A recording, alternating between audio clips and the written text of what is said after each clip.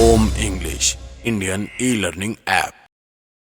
देखिए, एक कॉन्सेप्ट अगर मैं आपको बताऊं ना, ये जितने भी रूल्स हैं ना सभी कवर हो जाएंगे।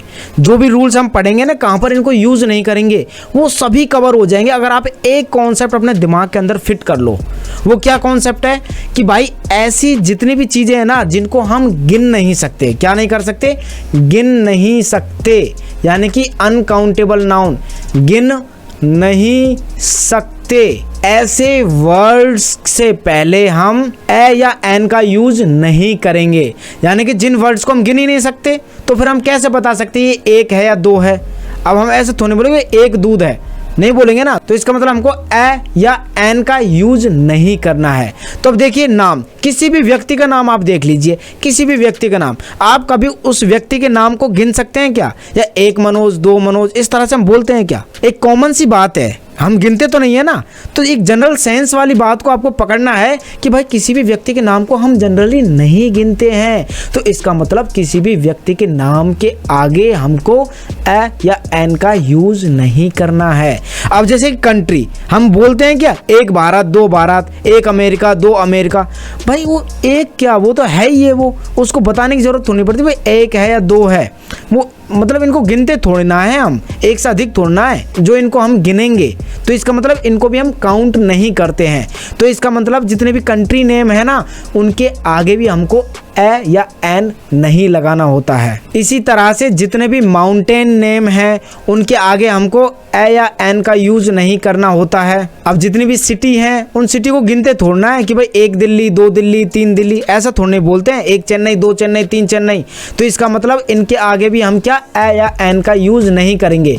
इसी तरीके से एक सोमवार, दो सोमवार, तीन सोमवार, इनको जनरली हम ऐसे बता देते हैं पर इनको जनरली हम गिनते नहीं है। देखिए, हर एक संडे अपने आप में यूनिक होता है, हर एक दिन अपने आप में यूनिक होता है, हर एक दिन की एक ही डेट होती है।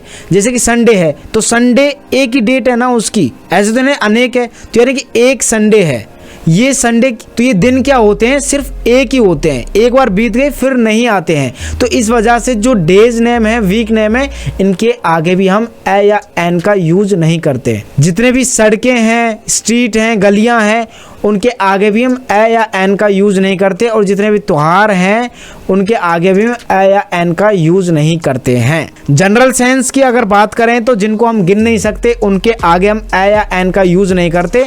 और अगर आपको रूल्स देखने हैं तो ये रूल्स हैं, इन चीज़ों के आगे हम ए या एन का यूज नहीं करते। इनको नोट कर लीजिए और समझ लीजिए। जितनी भी मटेरियल टाइप की चीज़ें होती हैं जिनको हम गिन नहीं सकते, नाप सकते हैं, तोल सकते हैं, वो ही घुमा फिरा कर एक ही कॉन्सेप्ट आता है कि जिनको हम गिन नहीं सकते। जैसे गोल्ड को हम गिन नहीं सकते, सिल्वर को हम गिन नहीं सकते, वुड को हम गिन नहीं सकते, मिल्क को हम गिन नहीं सकते। तो इसका मतलब क्या हो गया, इनसे पहले हम आ या एन का यूज नहीं करते। क्या? आ या एन का यूज नहीं करते। एब्स्ट्रैक्ट नाउन यानी कि जो भाव होते हैं, जैसे कि बहादुरता, सुंदरता, मेहनती, ये क्या है, ये भाववाचक संज्ञा है। तो क्या इनको हम गिन सकते हैं? नहीं गिन सकते ना। तो इस वजह से इनके आगे भी हम ए या एन का यूज नहीं करते। सब्जेक्ट हम ऐसे थोड़ा ना बोलते, एक हिंदी, दो हिंदी, तीन हिंदी, चार हिंदी, नहीं बोलते ना, तो इनको जनरली हम नहीं गिनते।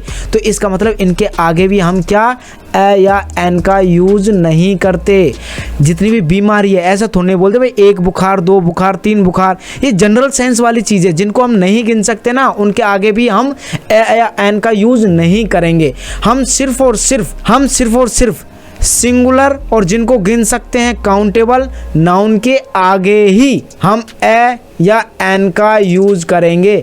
इन रूल्स को चाहे आप याद रखो चाहे मत रखो, आपको सिर्फ ये रूल याद रखना है कि भाई सिंगुलर काउंटेबल नाउन होना चाहिए, काउंटेबल जिसको गिन सकते हैं, सिर्फ उसी के आगे हमको ए या एन लगाना है, सिर्फ उसी के आगे हमको ए या एन लगाना है, अन्यथा किसी के भी आगे हमको ए या एन नहीं लगाना है। क्लियर? फिर भी आपके लिए मैं ये रूल्स बता देता हूँ।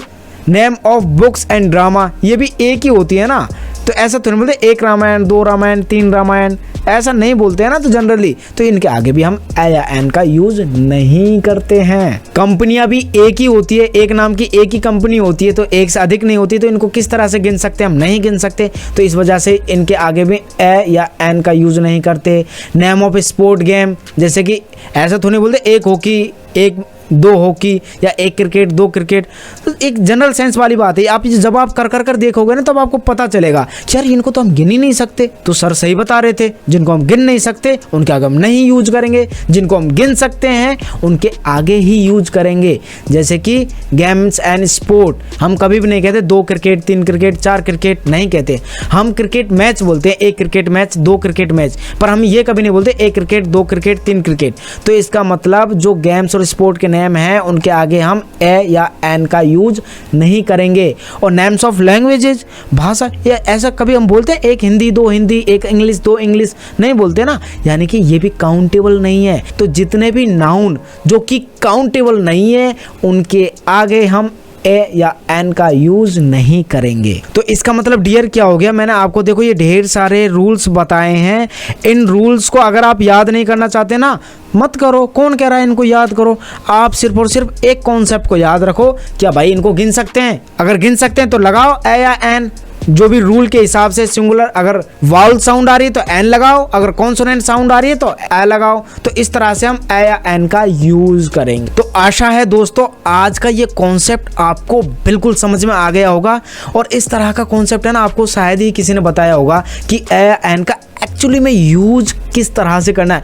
ढेर सारे रूल्स बता देते हैं जैसे कि मैंने अभी आपको बताया था, बट मैंने आपको एक ही कॉन्सेप्ट बताया है, सिंगुलर काउंटेबल नाउन के आगे ही हम ए या एन का यूज करेंगे। आप ढेर सारी वीडियोज उठा के देख लेना, शायद आपको ये कॉन्सेप्ट नहीं बताएंगे कि कहाँ पर हमको ए या एन का यूज करना है। हमको ये तो बता देते हैं कि भाई जो भी नाउन अगर वाउल साउंड से स्टार्ट होते हैं, स्वर्ण वर्ण से स्टार्ट होते हैं तो हम एन लगाएंगे। जो भी वर्ड्स कॉन्सोनेंट साउंड से स्टार्ट हो रहे हैं तो ए लगाएंगे, ये तो बता देते हैं, बट किन वर्ड्स के आगे लगाएंगे ये नहीं बताते।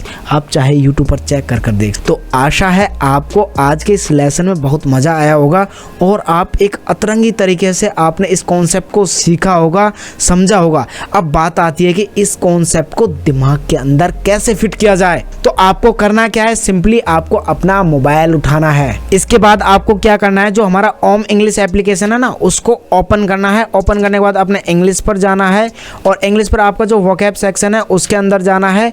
और जाने के बाद आपको अपना जो डोमेस्टिक लेसन्स है, देखो कितने सारे हैं, 1 2 3 4 लेसन हैं। तो पहले लेसन से स्टार्ट करते हैं हम और अब हम प्रैक्टिस करेंगे ए या एन लगाने की। इससे होगा क्या, हम इससे वर्ड्स भी सीखेंगे, उनको बोलना भी सीखेंगे और साथ ही हमारे ए या एन का यूज करना भी सीख लेंगे। जैसे कि देखिए किस तरह से, अब मैंने ये पीडीएफ ओपन कर ली है। अब देखिए ये आ गया है। अब देखिए पहला वर्ड हमारा आता है ऐश। अब बताइए ऐश, इसको गिन सकते हैं क्या? राख को कैसे गिन सकते हैं? हम नहीं गिन सकते, तो इसके आगे हम ए या एन का यूज नहीं करेंगे। इसके नीचे देखिए अटैच केस, गिन सकते हैं। तो अटैच केस यानी कि क्या आ रहा है, वाउल्स साउंड आ रहा है, तो हम क्या लगाएंगे, एन लगाएंगे, एन अटैच केस। अब आपको डायरेक्ट लगाना है एन अटैच केस, एन आगो, an axe, a bag, a balance, a ball, a basket, a bed sheet, a bell, a bench, a blanket, a book, a bottle, a bowl, a box, a broom, a broomstick, a brush, a bucket, a bulb, a button, a candle, a candlestick, a canister, a cowboy। तो इस तरह से आपको क्या करना है, practice करना है। नेक्स्ट पेज पर जाएंगे और इस तरह से नेक्स्ट पेज को पढ़ना है। A casket, a cauldron, a censer, a chain, a chair, a chandelier, a chest, a scissor, a clock, a comb, a cooking gas. अब देखिए यहाँ पर हमने गलती कर दी, फ्लो में कुकिंग गैस। कुकिंग गैस को हम गिन सकते हैं क्या? नहीं गिन सकते। तो क्लिक होना चाहिए आपके दिमाग में, भाई कुकिंग गैस को नहीं गिन सकते, तो यहाँ पर हमको ए या एन का यूज नहीं करना है। अ कोट, अ कॉट्स। अब देखो ये कॉट्स तो प्लूरल है, तो ये तो सिंगल नहीं है ना, तो हमको क्या सिंगुलर काउंटेबल होना चाहिए था, तो ये सिंगुलर नहीं था कॉट्स, तो इसके आगे हम ए या एन का यूज नहीं करेंगे।